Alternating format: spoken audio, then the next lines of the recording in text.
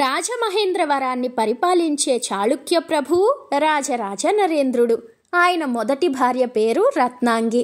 ఆమెకు పుట్టిన బిడ్డే సారంగధరుడు. రెండో భార్య పేరు చిత్రాంగి. ఎందుకో రాజుగారికి మొదటి భార్య కంటే రెండో భార్య అంటేనే మక్కువ ఎక్కువ. అసలు మీరు ఏమి చూపిస్తున్నారు, ఏం చెప్తున్నారు అని అనుకుంటున్నారా? ఇప్పుడు మనం విజయనగరంలో కోట పక్కనే ఉన్న గురజాడ అప్పారావు గారి ఇంటిని చూస్తున్నాం. అలానే ఏం వింటున్నాం? ఆ మహాకవి ఆంగ్లంలో పద్యకావ్యంగా రాసిన సారంగధర కథని వింటున్నాం.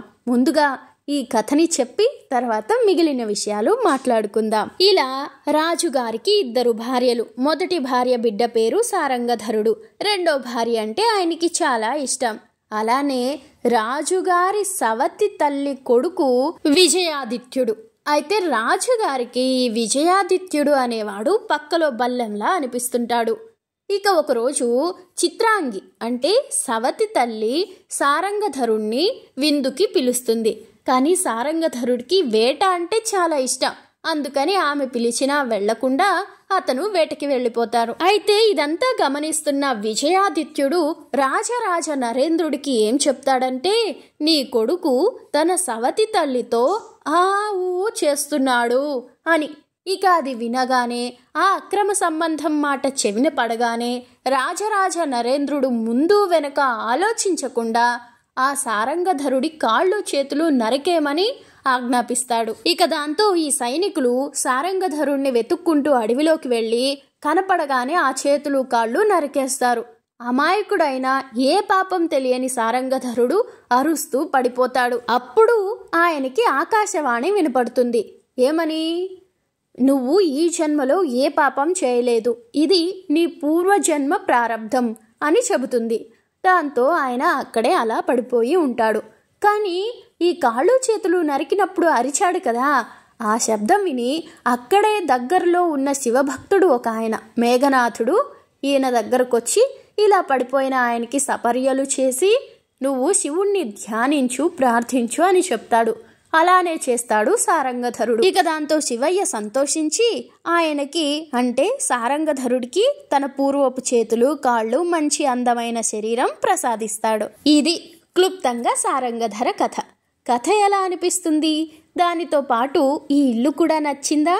నాకైతే మళ్ళీ చెబుతున్నాను, చాలా బాగా నచ్చింది. వీలుంటే మరెప్పుడైనా కన్యాశుల్కం పుస్తకాన్ని ఇక్కడే కూర్చొని చదివే ప్రయత్నం చేయాలని అనిపిస్తుంది. అలానే నాకు ఇష్టమైన పుత్తడి బొమ్మ పూర్ణమని కూడా. ఇక మీకు గురజాడవారి రచనల్లో ఏదంటే ఇష్టం, ఎందుకంటే ఇష్టం?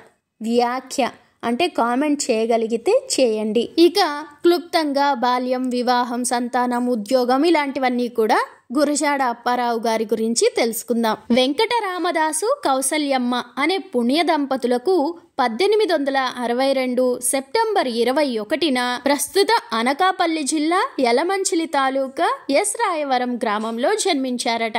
ఆయనకి శ్యామలరావు అనే తమ్ముడు కూడా ఉన్నారు. ఈ వెంకటరామదాసు గారి కుటుంబం తాతల కాలంలో కృష్ణా జిల్లా గురజాడ గ్రామం నుండి విశాఖ మండలానికి వలస వచ్చింది. అలా వెంకటరామదాస్ గారు విజయనగర సంస్థానంలో పేష్కారుగా, రెవెన్యూ సూపర్వైజర్గా, ఖిలేదారుగా పనిచేశారు. తన 10వ ఏట వరకు అప్పారావు గారు చీపురుపల్లిలో చదువుకున్నారు. తర్వాత వాళ్ళ తండ్రి గారు మరణించారు. దీంతో విజయనగరానికి వచ్చేసి ఇక్కడ కూడా చాలా పేదరికంలో వారాలు చేసుకుంటూ చదువు కొనసాగించాడు.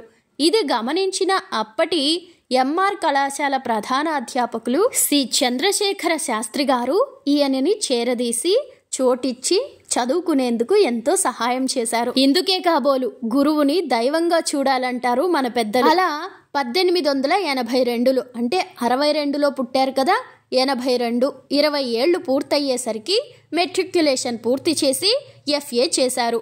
ఇదే సమయంలో ఎంఆర్ ఉన్నత పాఠశాలలో ఉపాధ్యాయునిగా చేరాడు. తర్వాత విజయనగరంలో BA చదువుతున్నప్పుడు వాడుక భాషా ఉద్యమ నాయకుడు ఎవరు? గిడుగు రామ్మూర్తి పంతులు గారు ఈయనకి సహాధ్యాయి. వారిద్దరూ ప్రాణ స్నేహితులు. అందుకే కాబోలు గిడుగు రామ్మూర్తి గారితో కలిసి వాడుక భాషా వ్యాప్తికి ఉద్యమించారు. 1890 ప్రాంతాలలో పూర్తి వాడుక భాషలో కన్యాశుల్కం రచించారు.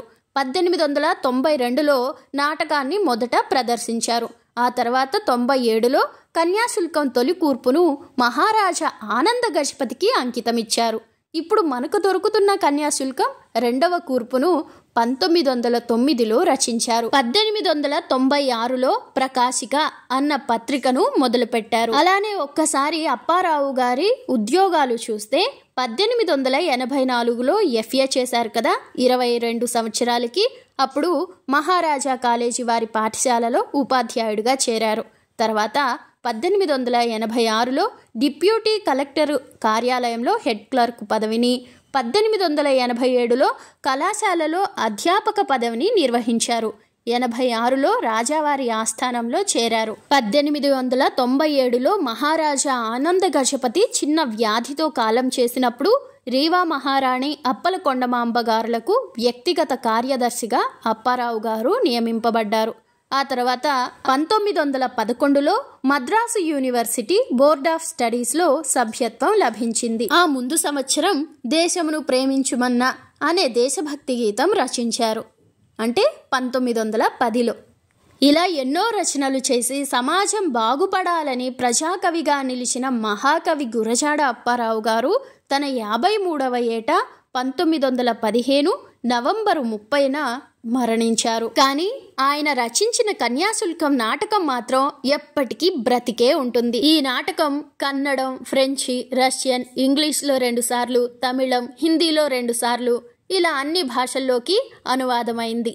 అలానే ఈనాటికి కూడా ఇప్పటికీ కూడా కన్యాశుల్కం అంటే గిరీశం గుర్తొస్తాడు, గురజాడ అప్పారావు గారు గుర్తొస్తారు. ఇంకా అందులో ఏ పాత్ర గుర్తొచ్చినా చిన్న నవ్వొస్తుంది.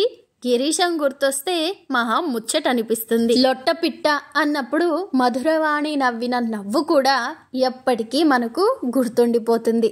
ఇలాంటి ఒక చక్కని నాటకాన్ని, మంచి సందేశాన్ని ఇచ్చిన ఈ మహాకవిని మన పిల్లలకి పరిచయం చేద్దాం. అలానే ఈ రోజుల్లో మనం కథలు రాస్తూ రచయితలు అని చెప్పుకుంటున్నామంటే దానికి కారణం వ్యావహారిక భాషా ఉద్యమం.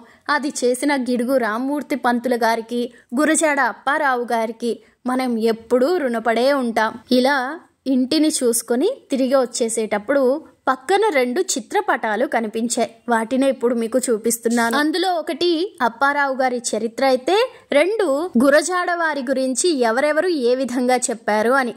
అందులో ప్రతి విషయాన్ని కూడా మనం చిన్న చిన్న షార్ట్స్ రూపంలో తెలుసుకుందాం. ప్రస్తుతానికైతే కొత్త తరానికి గురువెవరంటే గురజాడేనని నేనంటాను అని దాశరథి గారు అన్న మాటని చదువుకొని ముగిద్దాం. ఇక అంతకంటే మరొక్క విషయం ఏంటంటే, ఒకసారి ఆయన రచనలన్నీ కూడా మొదటిగా ఆయన సారంగధర అనే ఆంగ్ల పద్య కావ్యం రాశారు. అది ఇండియన్ లీజర్ ఆర్లో చదివినప్పుడు అందరూ మెచ్చుకున్నారు. అప్పుడే శంభుచంద్ర ముఖర్జీ అనే ఆయన విని అప్పారావు గారిని తెలుగులో రచన చేయమని ప్రోత్సహించారు. ఆంగ్లంలో ఎంత గొప్పగా వ్రాసినా అది పరభాషేనని, తన మాతృభాషలో అయితే ఇంకా గొప్పగా రాయగలవని అప్పారావు గారిని ప్రోత్సహించారు. ఆ తర్వాత గుండుకుర్తి వెంకటరమణయ్య అంటే ఇండియన్ లీజర్ ఆర్ ఎడిటర్ గారు కూడా ఇలానే ప్రోత్సహించారు. ఆ తర్వాత నుంచి తెలుగులో వ్రాయడం మొదలుపెట్టారు. ఇక చనిపోబోయే ముందు దించు లంగరు, లంగరెత్తుము అనే రచనలు చేశారు. ప్రస్తుతానికి నాకు అప్పారావు గారి ఇల్లు ఎప్పటి నుంచో తెలుసు కాబట్టి చూడ్డానికి వచ్చాను. ఇలా మరే రచయిత ఇల్లైనా ఉందా? ఉంటే తెలియచేయండి. అక్కడికి కూడా వెళ్ళి ఓసారి ఆ మహాకవిని తలుచుకుని మురిసిపోదాం.